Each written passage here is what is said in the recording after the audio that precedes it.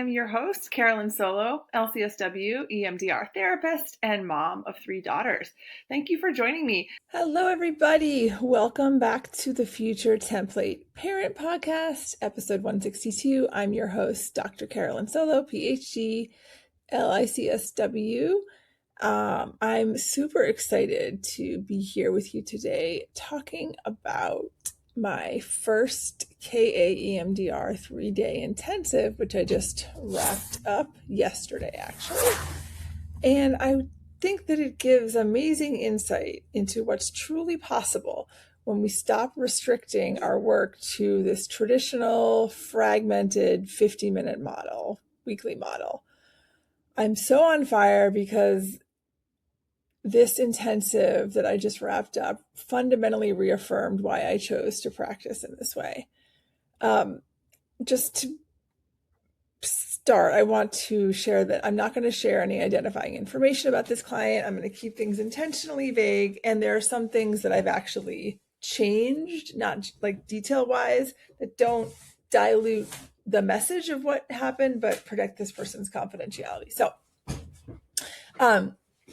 if you're still wondering whether clients will actually invest premium fees for intensive structural healing, or whether they can actually tolerate rapid processing timelines without decompensation, let this shatter your doubt. Upon closing yesterday, when we were finishing, my client looked at me and said, I got more out of this 3-day intensive than I have gotten out of 4 consecutive years of traditional weekly therapy. And they also said, and that therapist is great. That therapist that I'm talking about was the best therapist I'd ever had. She's had a number of weekly therapists. And she said those 4 years were great, but I had more insights, more aha moments from this experience than I did from all of that. So that's like a fundamental transformation right there. And she told me she wants to book another intensive with me next summer. And she's telling her friends to do the same. She said, she's like, oh, I know 3 people who need to come up and do this with you. This is the profound shift that occurs when we really step into our authority and own it. And if you want to know about what this did for my business, I earned a gross revenue of $7,000 on this single package, entirely cash pay, without a single second of me feeling burned out. The client actually asked me if this was really tiring for me. And I said, well, yes, and it's less tiring than 6 different clients in a given day. And we also both identify as neurodivergent, late onset adult ADHD, late diagnosis, adult ADHD. And we both were mulling over the fact that this format actually works really well on the clinician and client side for neurodivergent brains, because we can focus deeply. There's less task switching. There's time to really drop in and, minimize distractions. There's just so many benefits to it for I think, neurodivergent brains. Right. So that, I think, to me, I'm tired, but I'm not burned out. I'm energized. And very interesting, this was my first time doing a KA-EMDR multi-day intensive. I'd done a few sessions of single session, like 2-hour KA-EMDR sessions prior to this. But this client was interested in ketamine. I was like, let's go for it. And it was nothing short of phenomenal. And just a reminder, if you don't know from other episodes in which I talked about this, KA-EMDR is a psycholytic dose of ketamine, 50 to 75 milligrams, not a psychedelic dose, which is the higher dose that tends to be a lot more dissociative, and there's less like verbalizing and you don't do active processing with that protocol. I do think that I'm actually going to get trained in the psychedelic approach, because I think the kind of sessions that go along with that would also work really well in an intensive format. But anyway, I'll talk about that more when I get trained in that. But it was really phenomenal to have this ketamine boost to the intensive. And big gratitude again to Tiffany Paul. I talked about her last week a little bit. I did a one-to-one consultation with her last week just to talk through this protocol design and doing this first intensive with ketamine. And she gave me great scaffolding and a lot of confidence to sort of step into my clinical instincts and to help with something that I think comes up for a lot of people with ketamine, which is like, oh my gosh, is this dangerous, right? I just want to remind all of you that when you are doing ketamine-assisted EMDR, any kind of work, whether it's an intensive or not, you're not the one deciding whether or not the client is suitable for using this medication, right? They have a psychiatrist or psychiatric nurse practitioner who makes that determination. So that provider holds the responsibility to some, like shares that responsibility with you in terms of the safety of the medication, right? So if the provider, the medical provider, clears this person, you can feel pretty confident that it's going to be all right. And also something I learned from this too is how quickly ketamine at this low dose like goes through your system. So it really is, out of their system within 60 to 90 minutes, and it felt extremely safe both for me and for the client. And because we had this long container of time each day, there was plenty of time to make sure the client was in a stable place before they left, right? So let me deconstruct a little bit exactly how I did this and how we pivoted as needed. So this client presented with a complex trauma history, a lot of acute distress. They really felt like they were kind of at the end of their rope and experiencing some really challenging things happening in their life when they came. That's what would cause them to look for me and to find this intensive format. So, and one more thing, the reason they chose me was because of they said that the language on my website spoke exactly to their needs. And the way I described the intensive format made them realize exactly how much it fit what they wanted. So like marketing was on point. They found me through Google. So, SEO, AIO on point. That's how they found me. Because they're not in my state. They had to travel to Vermont. And that was beautiful for them. They loved getting away, being in a beautiful place, having time to themselves away from their children. Like the whole retreat approach was a perfect fit. Right. So we kicked off day one with a pretty structured 3-hour morning block, reviewed the workbook, clarified some stuff about their history. I already had that 90-minute intake with them where I got a lot of history, but once I got the workbook, that helped me refine some of the questions I had. We mapped out the treatment plan, did the first couple of steps of RTEP so we could figure out what targets we were going to do. And I really oriented her nervous system to what the ketamine procedure was like. Had a lunch break, and then we returned for a 2-hour afternoon block where we gave her the initial dose of 50 milligrams. That's what we decided. That's sort of the lowest dose, maybe the average dose for a ketamine, a psycholotic dose is like 50s on the low end. We started with targeting a pretty intense memory, a network that the client rated as at a 9 for the SUD that had kept her system really hypervigilant for several years. And by the end of that first 2-hour block with the ketamine, her disturbance dropped down to a 3. And she was shocked by that, as was I. So what did I notice during this first dosing experience? She was still very verbal, even through the medicine's peak.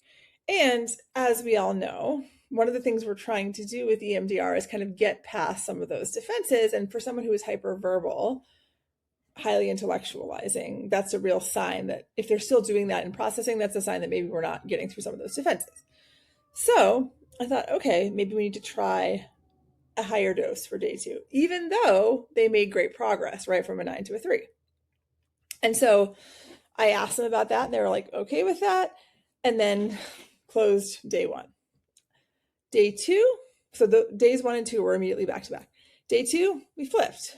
We started with phase 8, reevaluation. She said she felt pretty good about the target. She didn't think she needed to continue with it. She was like, maybe it's even more like a 2. She had spent her evening taking a long walk and reaching out to reestablish connections with friends she hadn't spoken to in years. Like Because part of what she had talked about in the workbook and in the early part of day one was like reconnecting with the parts of her that parenthood had really kind of out of necessity to some degree. She has some high needs kids, had really kind of disappeared gotten lost during parenthood. And reestablishing those connections, having the energy and the desire to do so was a huge part of that. So to bypass those verbal defenses, we decided to do the ketamine before lunch and just get right into it. And we up titrated her dose to 75. That was a huge shift for her. The higher dose really dropped those cognitive guardrails, and she called it an avalanche of emotions. After a couple, maybe it was even after just the first set, and we were using eye movements, by the way, which I know is a lot of people say don't do with ketamine, but that's what she chose, and it worked quite well, honestly. She really wept, like literally wept for like 10 minutes with this, like, and you could just see it wasn't, she was grieving a ton of stuff. It was very clear that she'd never really connected to some of these targets before. Things about earlier losses, things about her own journey of being parented. And it was clear how much the crying was allowing for this somatic release. I could just see her body letting go. Something she did know was because of the medicine, it was really hard to focus on a crisp mental image, but her somatic access was like hyper amplified. And I told her, like, that's really great for a lot of people. The somatic is one of the somatic symptoms are some of the most distressing, and they can be some of the hardest to access. So I thought that was actually wonderful, that like it was okay that the images weren't super, super crisp, but that the somatic difference was massive. We got into a birth trauma that she had never really addressed, that again was about a 9, and we totally cleared it. Totally cleared it. She said she felt calm. She felt able to kind of put herself into the moment without immediately pushing it away. And that was in a 90-minute processing window with the ketamine. She said, I don't really want to do anything more on this. And we moved into a different target after lunch. Like, incredible, right? We started working on another target. I think we got that one, remember, was we did not have medicine, but she still had that neuroplasticity that still persists after the highest, like after the medicine gets out of the body. Like there still is that neuroplasticity for like 24 hours, maybe more afterwards. So she was still experiencing that and still got this memory that we are now working on from a 9 to a 6, which for those of you who, and this is all of you, are experienced in EMDR, sometimes we don't get, like that feels, whoops, just dropped my glasses. That feels like a huge shift, right? For a few sessions to go from a 9 to a 6. So we still were making progress, right? Closed out, discussed what she was going to do on her day off. And I really, really, I think I'm going to do this from now on. Like it depends on how the person's schedule aligns. But I do think that having 3 days, doing 1 and 2 back to back, integration, rest day, and then the third day, it just worked beautifully. And because my practice is in this beautiful environment in Stowe, Vermont, she was able to spend the day getting an amazing massage, hiking outside in gorgeous weather, eating nourishing food, resting, reconnecting with friends. She also made some I don't want to go into I'm not going to go into the details, but there was this thing that she really wanted to pursue that related to the birth trauma and aftermath of her first child's birth, regarding systemic failures that she really saw but had never felt empowered to act on. She started taking steps in that direction on that integration day. She was so motivated. So final day, we did our phase 8, and she had so many aha moments, as she called them. She said so many aha. She actually texted me between the 2 days being like, oh my gosh, mind blown. Can't wait to tell you about it. So how invigorating and exciting to come back and hear all that. So final day, second 75 milligram dose in the morning. And then we made this choice, which I thought was really cool. And there was something intuitive and spiritual and couldn't have been accidental that happened. I decided, hey, let's try audio BLS, which I don't normally do. And I don't know why I don't. And I feel like I want to do it more often now, especially with the ketamine, because I also thought then she could close her eyes and maybe access some more of that visual, which maybe had been harder for her to access with the eye movements.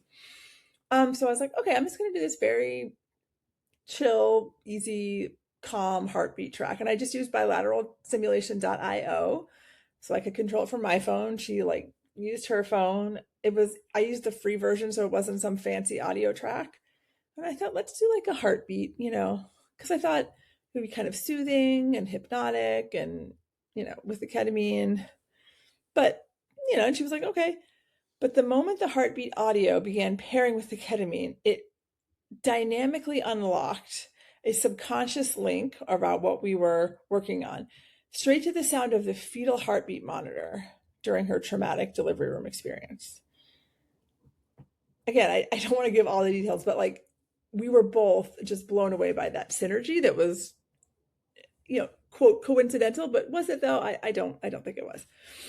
It brought up for her institutional medical failures that she hadn't even realized were driving some of her current day symptoms. The hypnotic pacing allowed her to go incredibly deep inside, really processing this grief in a way that she said that she would, when this would come up and in her daily life, and just and honestly, it would come up, a few times a week, not infrequently, even though it was several years ago. She would just immediately dissociate from it, be like, oh, no. But so this was the first time she'd ever really sat with it and stayed with it.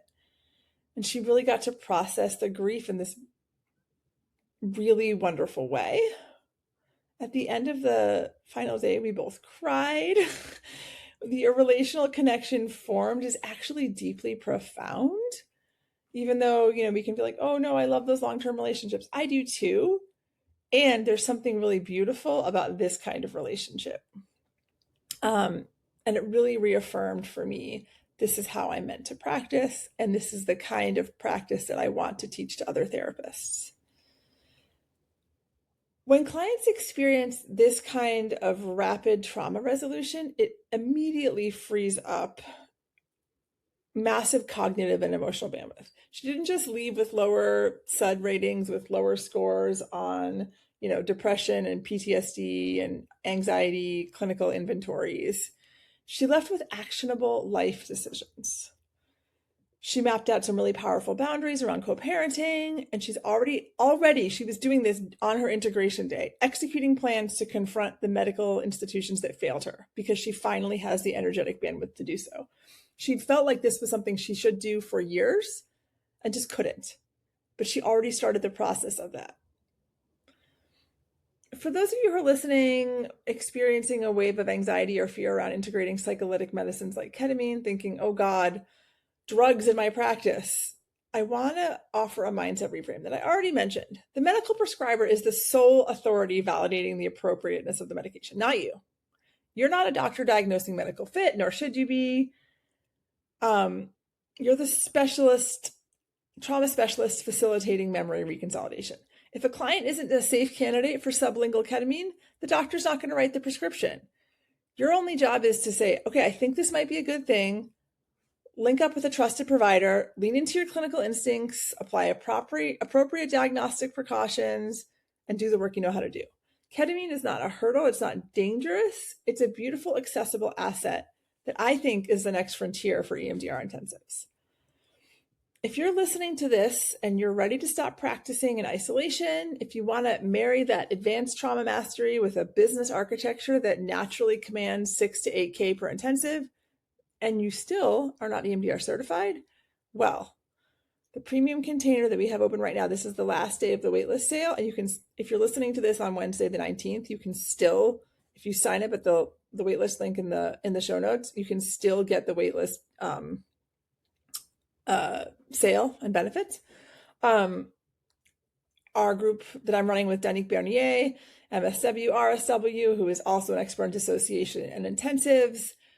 Our program is called Certified and Booked, the EMDR business and certification cohort. Starts September 11th. It's built specifically for EMDR trained therapists who want to secure their certification hours while also scaling a practice that pays them the way that they want to be paid. Cohort intentionally capped at 8 participants because of what we want to do and because of embryo regulations.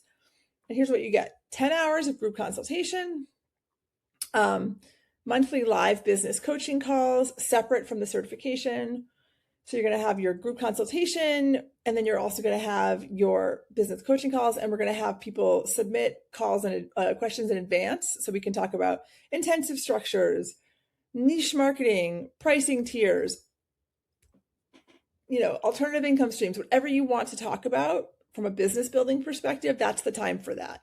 We also have this on-demand EMDR skills brush-up course that's included, lifetime access, covering all the gaps that basic training can leave behind: advanced resourcing, cognitive and somatic interweaves, dissociation protocols, adaptations for preverbal trauma, birth trauma, OCD, neurodivergent populations, all that stuff. And as going along with it, full access to our unedited 90-minute live role-play video where Danique acts as a highly complex child state dissociative client, and I am the therapist.